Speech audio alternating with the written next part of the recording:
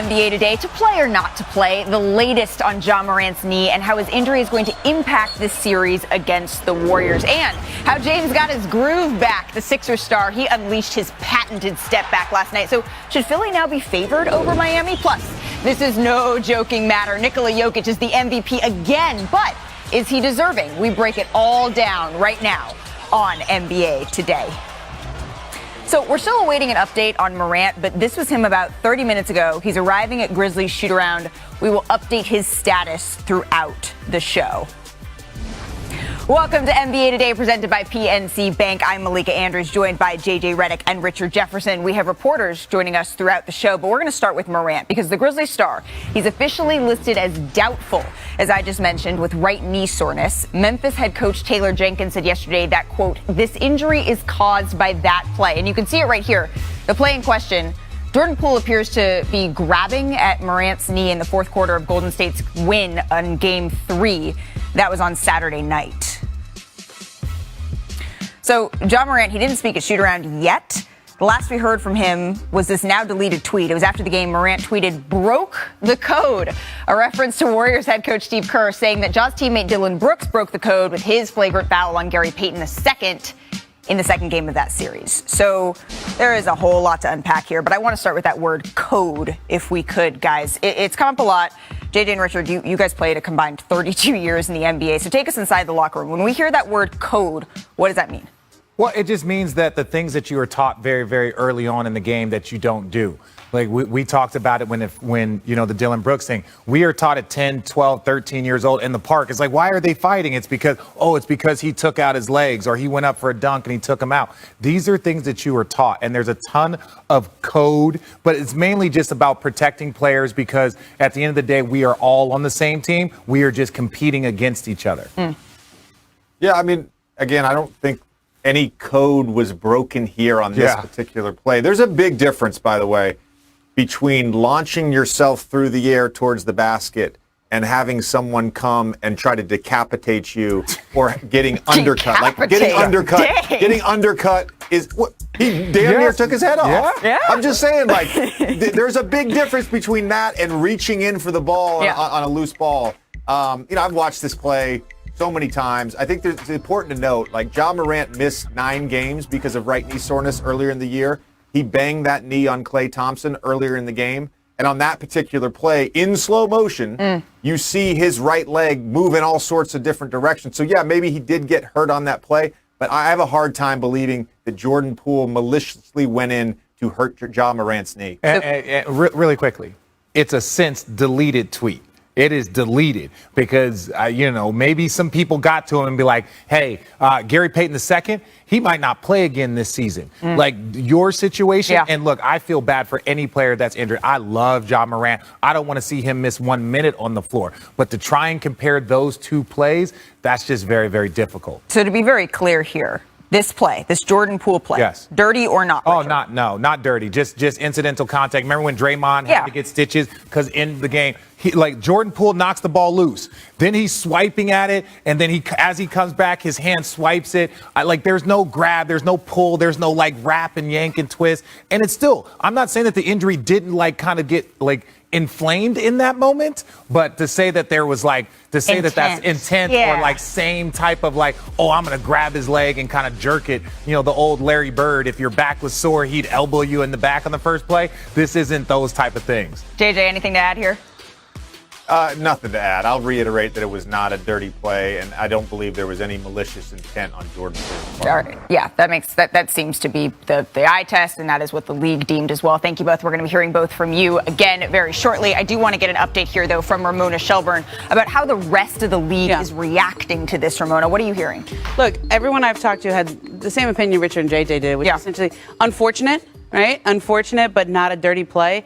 And I think the question here is really, you get to be upset when your star player gets hurt. You just do, and it's understandable. But the question is, do you take it forward? And somebody brought up the Joel Embiid, Pascal Siakam play. Joel Embiid addressed that for the first time on Friday night when he came back, and he said, I don't blame Pascal. He's one of my best friends. We know each other really well. It was an elbow that broke his orbital bone. It was a difficult situation, but He didn't mean to do it. And I think that's where we're going to end up with this play. But you get to be upset. Yeah, right? absolutely. If he's hurt. When your star player is hurt, you get to be upset. All right, let's get to tonight's game. Here are the Warriors that shoot around earlier today on how they're preparing for this important Game 4. Memphis went 20-5 without him. They're a hell of a team for a reason. They're really deep. So while it may change a scheme or two in terms of how we're guarding, it doesn't change our respect for what they're capable of. All right, so for anyone who forgot, if the Grizzlies do, in fact, have to go a game without Ja in this Game 4, they have a whole lot of experience in that department. Memphis, they went 20-5 in games without Morant during the regular season. That's tied for the best win percentage by any team in NBA history when missing a 25-point scorer. So back with JJ and Richard, we just showed the numbers. The Grizzlies, they didn't miss a beat without Ja in the regular season. So, Richard, what makes them so good specifically without their star? Well, I think their style of play, this is where coaching really comes in, making sure that all of these guys on their team feel enabled to go out and play the style of game that you can maintain with Ja. And that's where Tyus Jones comes in. Tyus Jones, to me, is so important to their team because he goes from a backup to a starter, maybe the best, backup point guard in the league, to a starter, and the pace stays the same. He knows how to get all the guys the same shots and the same plays. Now, he's not Ja Morant, but he knows how to make sure that the style of play and the pace stays the same, and that's what makes him so special. That plug and play, JJ. Well, I'll add two things to that. The Grizzlies were better defensively in the regular season when Ja was hurt. And secondly, Desmond Bane's production went way up in those games that Ja Morant missed. And to me, that's the guy that the Grizzlies have to get going. He was fantastic in round 1 against the Timberwolves, but has been very limited so far in this series. He's averaging 10 a game. He hasn't had any momentum getting shots. And Steph Curry has been the primary defender on him and has done a really good job. Richard knows this from playing in the playoffs so many times. When you're a shooter, the awareness around where you are on the court goes up exponentially. And the Warriors have found him every time down the floor. Jordan Poole has also guarded him. The two of those guys have done a fantastic job on Desmond Bane. So they got to figure out whether that's through dribble handoffs, whether that's through step-up pull-ups, or getting him moving more. They got to figure out a way to get Desmond Bane going. So Desmond Bane is the guy that you're watching without Ja Morant tentatively. Again, for now, he is listed as doubtful. But Richard, on the other side of the ball, who are you watching that needs to continue or step up for the Warriors? Well, I alluded to it earlier when I was talking about Tyus Jones. What Tyus Jones does for their team is he has the same kind of energy. And so when you have a point guard that can knock down shots, that plays and competes on the defensive end, and like we said, he's not Ja. You can't replace Ja. But that record is no lie. You see that record when Ja is out. It's because when you put in players and he's able to say, hey, I know you like the ball here. I know we had to get this pin down for you. Hey, Jaren Jackson Jr., we're going to run this play, get you a shot. There is a kind of a captain style play that he plays, and it's just like a seamless transition. When Ja's in the lineup, out the lineup, he doesn't care if he's starting, not starting. He just knows how to play the way the Grizzlies need him to be successful. That was such an eloquent, beautiful answer to who the Grizzlies need when I was curious about the Warriors. He doesn't listen to the question, Malika. He doesn't listen to the question. It was so beautiful. I thought the was same eloquent. thing. It was lovely. Really? Just cut his Very mic, clearly JJ, go asked ahead. who needs to step up for the Go Warriors. ahead. I was JJ. reading that. I didn't Go ahead, hear it. JJ. You're right. Yeah. You guys are right. It's Monday. See what I have to It's deal with? Monday. I apologize. Drink some more coffee and let JJ talk. Yeah. No, I've been as fascinated with it as any NBA fan throughout this stretch of games, going back several months now, and especially in this playoffs, with the play of Jordan Poole. To me, his play as well as Jonathan Kuminga's development, like this ultimately is what is extending this Warriors group championship window. And when he plays at an elite level, and you mix in the genius of Draymond Green, the play of Steph, the play of Klay Thompson, they are as good as anyone in basketball. And so for me, it's like if they want to win a championship, this is the version of Jordan Poole that we're going to have to see throughout the playoffs. Well, since I get a second crack at this question, let's try this again. I I'm gonna say I want to say Kuminga, because we know this for a fact, is that there is no way that the Golden State Warriors are going to be able to win a championship without Gary Payton II unless you find another defender, unless you find another athletic wing defender, because you can roll out all the offense you want, all the shooting, but they also have to guard people on the other end. And so if Kuminga can step in there, and doesn't mean he's got to play 35 minutes, 32 minutes. If he can give you 18 minutes of intelligent, strong defense, athletic defense, and that gives, Steph a little bit more energy, that gives Wiggins a little bit more energy to score. So that's what Gary Payton did. He was in there to defend and slow down people. If Kuminga can take that energy. Award starting with 15. Jokic became the 15th player in NBA history to win MVP multiple times and the 13th to win in back-to-back seasons. And he also created his own club, becoming the first player in NBA history to record 2,000 points, 1,000 rebounds, 500 assists in a single season. Jokic led the Nuggets in every statistical category. Jokic, he was just playing out of his mind all season long. But the question that is circulating around everybody's minds right now is, even though he finished with career highs in points, rebounds, blocks, steals per game, his versatility being on full display without his running mate Jamal Murray, is should he have won the MVP? So, Ramona, I'll start with you. Look, he is a worthy winner. I just think there were 3 worthy candidates this year: Joel Embiid, Giannis Antetokounmpo, and Nikola Jokic. And I think because Jokic wins, you can look at the advanced stats. I think it's going to go down in history as, okay, he won because of the advanced stats. That's how it's being written right now. But history should not always be judged 5 minutes after it happens. It can be judged 5 years or 10 years from now. I think Joel Embiid deserved to win. That's who I voted for. I think Giannis deserved to win. I think Jokic deserved to win. You showed one of the highlights from the Jokic playing against Joel Embiid, and he had the game-winning shot there. There was another play where Giannis went up against Embiid, blocked a shot at the end of the game. I know we all talk about advanced stats and all the other metrics that people vote on, but I think those 2 games, those 2 moments down the stretch actually really hurt Embiid's candidacy, in addition to the trade for James Harden, because that undercut the idea that he was the only guy carrying his team, right? And so these things are close, and we'll judge them 5 years from now, too. Well, yeah, you can definitely judge them 5 years from now. I think when you look at this, there is no wrong answer. There is no wrong answer. And, Jokic, Giannis, Embiid. The one thing that for me as a kid that grew up watching this game, the fact that we are not going to talk about the MVP and we're here in the second round of the postseason, that to me, I always felt that was going to be the case. Last year when he beat Portland, the Denver Nuggets beat Portland, they cleared out all of Portland. They were like, yes, we like this team should not have beaten Portland. We're going to get rid of everybody. We're going to change everything. This year, you knew for a fact that it was going to be next to impossible for his team to advance. Sure. So I just look at that as like the MVP is also a promotion award for this league. And the fact that over the next 36 hours, that'll probably be the last time we talk about the MVP for the rest of the postseason. And that to me is just one of the things why I was like Embiid and Giannis, I had them a little bit in front of Jokic, even though their numbers weren't as great because of their teams. JJ? I would co-sign what both of them said, and I would also just add, in a normal season, you could make a strong case that Devin Booker should have been the MVP of the season. But the individual greatness, those 3 players, Giannis, Jokic, Embiid, they dominated. They dominated this year, and their teams were all good enough. And we can get into sort of different records, but when Jokic played, the Nuggets had a record that was on par with when Giannis played, that was on par with when Embiid played. I can't imagine what it must have been like. I do not have a vote. I can't imagine what it must have been like as a voter this year trying to decide between those 3 players.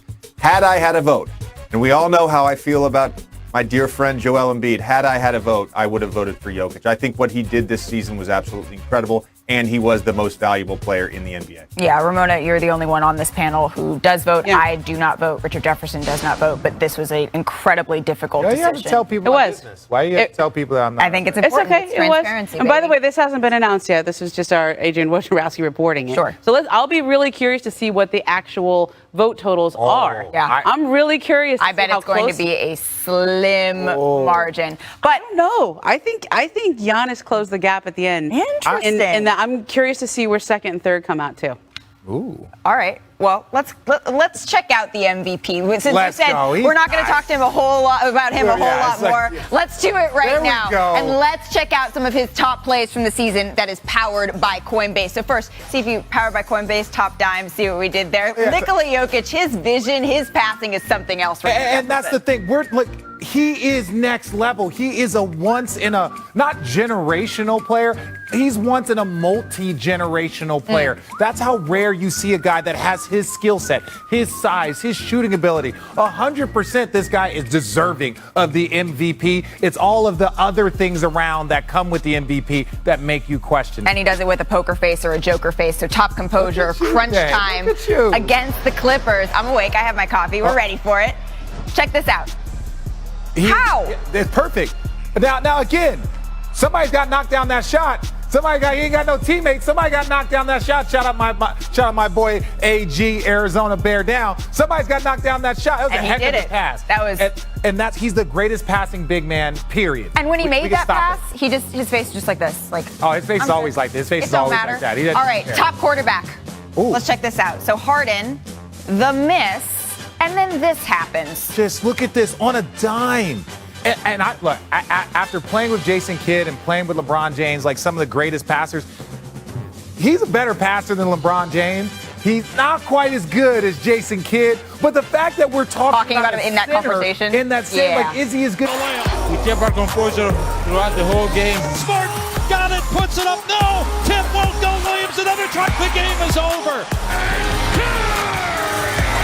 You go to work. Moran from half court. He puts it in. Let's go. Come on. Higgins coast to coast. Finishes. Keep things simple and let the game come to you. Bang! Well, we got to get some consecutive stops. I love the pace. Right? We rebound and we go. Bullet to Cleveland. Market. Time of death. I think we just have to flush it down the toilet and move on to the next game. Keep moving that rock. Maxey, a breathtaking pass. We're getting more confident, as the series goes on. Here's Harden for three. It is the beer delivers. That was such a great look back at an action-packed weekend that got us to where we stand currently, which is the Warriors. They lead the Grizzlies 2-1. And then in the East, the Bucks, they're also up 2-1 on the Celtics. The Heat and the Sun series, those leads were erased this weekend. The Mavericks and the Sixers, they took care of home court, tied up their series at 2 games apiece. And a big reason why the Sixers were able to even their series was the late game performance from James Harden in Game 4. 4 points, 1 of 7 in fourth quarters this series. That's not good. Well, he was very good last night, Richard. And it's so impressive. It's like you look at this, and I think it was 11 games or 12 games that he hadn't reached over 25. Yep. And so he comes out and just dominates. Ooh, there's a step back. That's a step back. But this is the thing. This is who he has to be. This is who he's been for the last decade. Just a dominant player when you need him most, and an unguardable player. And then again, right here, blows by Bam Adebayo. And that's what was missing. It was that first step. We hadn't seen that first step burst from him at all. And then catch and shoot, Ramon. All that is set up, though, by making his 3-pointers. Now they got to come up on him because if he's going to hit that shot, you got to guard him. And that was guarding him pretty well. And still, that's the James Harden we have come to know. 16 points in the fourth quarter. He finished with 31, and the Sixers win it. Here they were after the game. It's just James being James. I said it before the game. I felt like he was going to have a big game tonight. I mean, he's in this league for a long time. We all know what he's capable of. It was his night tonight to carry us to a dunk. Head on me now, head on me now. I tell him head on me now. I mean, that's the reason why he's here. He's been doing that his whole career. I mean, it's pretty simple. I think just being aggressive, seeing who was out there defensively, and just trying to get to the basket and take the best shot available. You know, when he's in a groove like that, we just give him the ball and keep it going. So that's what everyone was saying after Game 4. But the question now, Ramona, is how sustainable is this? I actually think that the way he played last night is sustainable because it wasn't that he all of a sudden got his burst back. It wasn't that he had an extra step on everybody. It's that he found a way to create space. Okay, and he has had no space the first 3 games of the series. Every single game, Miami's been giving him less and less and less space every time, especially when Joel Embiid is not on the court. Last night, he totally opened things up, mostly by making some of these shots. So when Embiid wasn't on the court, he hit 4 or 5 threes. When you make your three ball, everybody has to come out and guard you a little bit more. But he was having the least amount of space around him. I get that second section tracking data that he's had in 3 years in the first 3 games of this. He flipped that script. And some of that is him attacking, some of that is him making shots, and then Miami having to guard him differently. But if he just hits shots, which he can do, you don't need bursts to hit shots. Yeah. If he can just hit more of his shots and they have to play him more honestly, then I do think that is sustainable, because it's not about does he get that extra step back that he has clearly lost. This is now, can you evolve your game? And you had a great piece on this where you said taking away space from James Harden, that's like depriving fire of oxygen. And that seems to be a perfectly apt metaphor. JJ, what did you see here? Well, I think the big difference here was the step-back threes. He still struggled inside the line. He was 2 for 8. He hit 4 step-back threes. That's the most that he's hit in a Philadelphia 76ers uniform. This is only his second 30-point game. And I've said this for weeks. We need to view James for who he is now not the player he was. And he's still a fantastic player. He's still going for 20 points, 9 assists, 6 rebounds in the playoffs on 59% true shooting, because he can still get to the free throw line. I actually don't think James has to play this well offensively from a scoring standpoint for them to win. And the reason is Tyrese Maxey has absolutely killed in the playoffs. And Tobias Harris as your 4th option is giving you 18 and 8. Like, they are good enough to advance past the Miami Heat without James having to go for 30. Yeah, no, they are good enough, but we also understand that James Harden playing this style, and not the 30 points, but just the quicker you become quicker, the more shots that you hit. You know this, JJ. The closer you have to get to somebody, the quicker they become. So when he knocks down those shots, then all of a sudden those passes start to become easier. Open shots for his teammates. There's so many things that are predicated on this, because if, like you said, if we want to evaluate him for who he is now, then we still are evaluating, because there's been a steady, consistent decline to this point, and now we've seen one uptick, and we have to imagine that he's going to go back to what we've seen over the past, let's say, 20 games. So that's when Tyrese Maxey, that's when Tobias Harris, that's when those guys have to step up, because we don't know if this is sustainable, because we have to go off what we've seen over the past, 6 months. How many shots did he take? Back to Miami. Yeah. He had 18 shots. That used to be like a low number for him. That used to be a first half. Yeah. That used to be a first half. So we can call it efficient, but on the other side of the ball, you have Miami, who had just a rough shooting weekend from deep, right? 7 for 35 from 3 in Game 4. That's after shooting 7 from 30 from downtown in Game 3. Duncan Robinson, he's played just 1 minute this entire series. So why is that? What are you seeing here? Well, sometimes it can be matchups. It can be how you want to play. I still find this quite surprising, considering that Duncan Robinson has played in the NBA Finals. He's big shots in the Eastern Conference Finals. Like, he's a guy that's proven that he can go play and knock down shots. And great shooters like that, it's not necessarily about whether or not they're hitting shots. It's about the space that they create for everyone else. He creates space because you're basically playing one-on-one with him. And it's just like Steph Curry. His movement will open up other shots and easier shots for his teammates. So while maybe they're not playing him because of his defense, his offense and what he can create for other people is special. Shifting gears here. Yeah, look at that. Look at that. Like, he has 322 made three-pointers. Yeah. Career. Shifting gears. Former Michigan State star Adrian Payne was shot and killed in Orlando, Florida, early Monday morning, the Orange County Sheriff's Office said. And Payne was the 15th pick by the Atlanta Hawks in 2014. Played 4 seasons in the NBA with multiple teams. In 2018, he was waived by the Magic after he was named in a report by ESPN's Outside the Lines that he'd been involved in an alleged sexual assault at Michigan State in 2010. No charges were filed in that case. Prior to playing in the NBA, Payne was a member of the All-10. Nearly have 2 bad games in a row. They haven't lost 3 games in a row all season, just to let you know how good they are. And he follows up that performance with fouling out. He had more fouls than he did points. Now, these are things that we have never seen from Chris Paul. So I don't know what it was. I don't understand. And again, there was so much conversation. There was a lot of stuff that happened after his performance. Yep. But ultimately, if you focus in on his performance, he just was not locked in the way he normally is, the way we have seen the point guard locked in. But, JJ, let's give a little bit of credit to the Mavs here because they shot the lights out. Dallas hit 23s, 45% shooting. It's going to be hard for any team to beat them with those kind of numbers. So what stood out to you from that side? After game 2, Jason Kidd said he needed someone to come join Luka at the party. And he got a big game 3 performance from Jalen Brunson. And in game 4, Dorian Finney-Smith said he not only wanted to dance, he also wanted to pick the music playlist. Tell him, JJ. Because his night was huge. And let's look at how he got his threes in the half court. Dallas spent a lot of time in a matchup, or Phoenix spent a lot of time in a matchup zone. Luka took advantage time and time again, going against smaller defenders. Here, Jay Crowder is in a help position, but he kind of gets lost here in no man's land. Devin Booker pointing for him to go to the wing. He turns and goes towards the corner. There's a little miscommunication there. That's too long of a closeout against a great shooter like Dorian Finney-Smith. And here's a little blow-by Luka gets against CP. Watch this switch between Bridges and CP here. The Suns do this all the time. Typically, Devin Booker would be the low man there on the blow-by, but he's caught out of position. The Suns are going to have to make a decision about how much help they want to show Luka Doncic, because in games 3 and 4, yeah, his scoring was down, but he was able to pick them apart because of his size.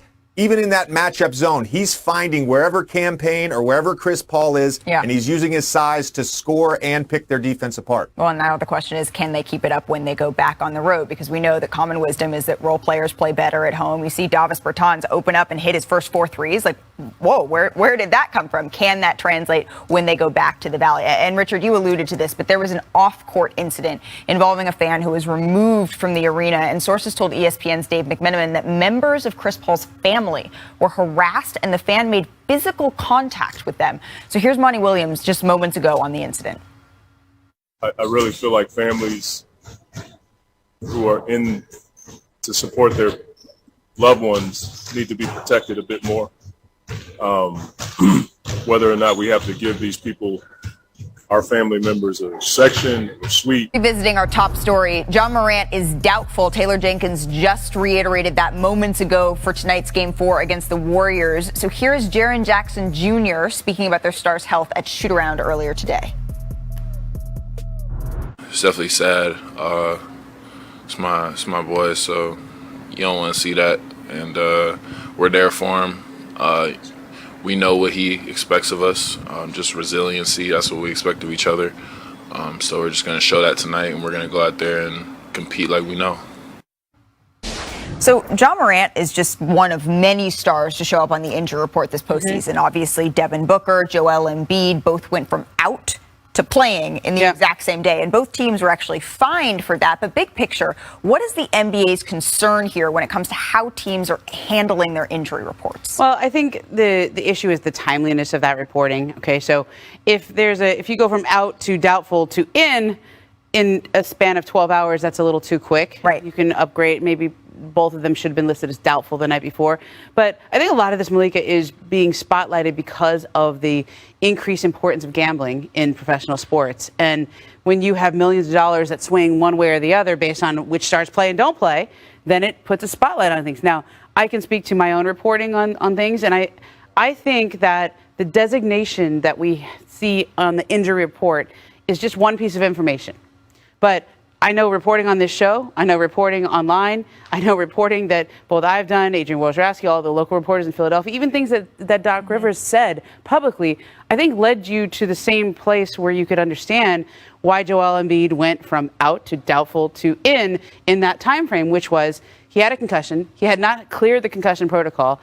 I can tell you the day before on Thursday when he went through a light workout, he was not moving very well at all. He could barely get up and down the court. And so if you asked him right then, would he play the next night? I think the answer would be no. But he needed to see how he would, one, come through that workout. Would there be swelling in his face? Would he feel worse? Yeah. That's how it is when you come back from a concussion. And so I actually don't have a problem with how that reporting went because I know the information has been out there. And I think we said it on the show, right? So if you're a gambler and you're trying to rely on just the injury report, okay, that's just one piece of information. You're probably not a very good gambler, right? Well, it seems to me that there's just so many stakeholders here. Right. Yes, the gambling is one piece of it. The fans are another piece of it, frankly, over whether or not you're going to show up, sell your ticket, whatever the case may be. Yep. It seems, though, that teams are making this estimation of, okay, if it's only going to cost us $25,000. Right. $50,000 to have a little bit of gamesmanship here to do what makes our star feel comfortable, then that's something that we're willing to take. As opposed to, if you look at, for instance, the NFL, the fines are much steeper. You have stars like Tom Brady just being listed as questionable for an entire season, because then it doesn't put the onus one way or the other. So I think the NBA has some things to look at here. But one other thing, Ramona, to keep an eye on in this series, in addition to Ja Morant, right, is Dillon Brooks, who's just finished serving his one-game suspension. He spoke to reporters just moments ago. What was your reaction when Steve Kerr was saying that you broke the code in regards to your flagrant? No reaction. I don't really even know what that means, the playoffs. Every bucket, every basket, every possession, and what he meant by that. I guess 2 questions off of that. What was going through your head when you were going for that play? Going for that play? I was trying to make a play on the ball. And was running full speed, and I jumped and he adjusted. Have you talked to Gary Payton? No, I haven't. So this is the first time we've heard from Dillon Brooks on this entire saga. Richard, your reaction to what we just heard? There's not a lot of remorse. And I'm not saying this is the playoffs. Like you said, no one's looking for remorse, but I know from the brotherhood, let's take out the code. If a guy, you check on players, you want to make sure that they're okay. If a guy is potentially out for a season, maybe shoot him a text and like, yo, bro, I'm sorry, God bless, wish you the best, whatever. That's not all necessary needed. Not everybody is like that. But he's saying, I was just trying to make a play on the ball, all of that.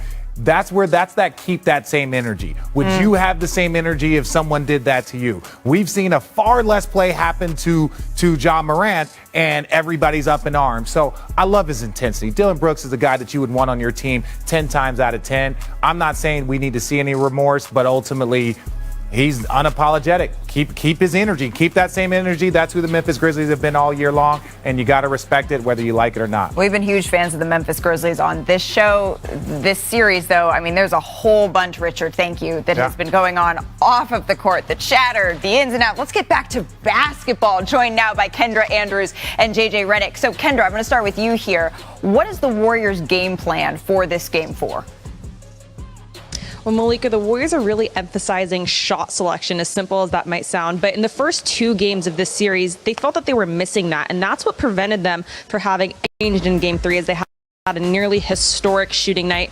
The Warriors shot 53% from 3, but they also scored 64 points in the paint. And that is what Steve Kerr said led them to finding an offensive rhythm. He said once you start hitting those easier shots, the more difficult ones become just as easy. And he gave Klay Thompson's one-legged three-pointer as an example. And Malika, the Warriors are sticking to this plan. They're still emphasizing shot selection, whether or not Ja plays or not. Steve Kerr said, look, the Grizzlies went 20-5 without Ja Morant during the regular season. We cannot overlook them regardless of his status. So the Warriors say we need to stick to our game plan whether or not Ja is out on the court. Kendra, thank you. JJ, we heard Kendra mention shooting. And big picture, the Warriors are coming off an incredible shooting performance, over 60% from the field. So do they need to play at this same level if they want a chance to win it all? They need to play like they did in Game 3. It's unrealistic to think they're going to shoot over 60% every game. Yeah. But Game 3 to me was Warriors basketball. Player movement, ball movement.